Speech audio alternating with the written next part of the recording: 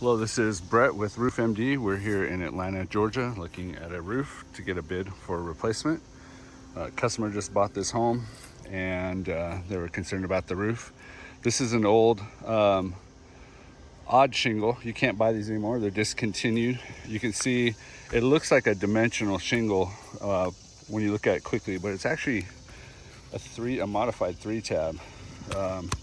They add these extra little tabs on here to give it that architectural, kind of dimensional look, but it's still a 3-tab, so they're really susceptible to wind damage. Down here they did put a rolled comp because it's nearly flat, which is good. We tend to see that roofers will try and put shingles on that just to save money and they'll leak, so good job on the last roofer. They didn't seal their nails on plumbing vents. This thing's looking pretty corroded. This one, you can see this is a PVC pipe, which makes me think that it was probably installed later. And the big mistake they made was putting it right there in the middle of the valley. And it looks like they've had problems with it because they cover it in sealant. You should never put a penetration at least within a foot of the valley, ideally further, because this is a high risk zone anyways. All your water's getting funneled through here. There's a lot of moving parts. So you just put a hole through that basically, and the chances of increasing your leaks is way higher. So my recommendation is, since they're going to be replacing the roof, have that moved further over before we come out and decrease that risk in the future.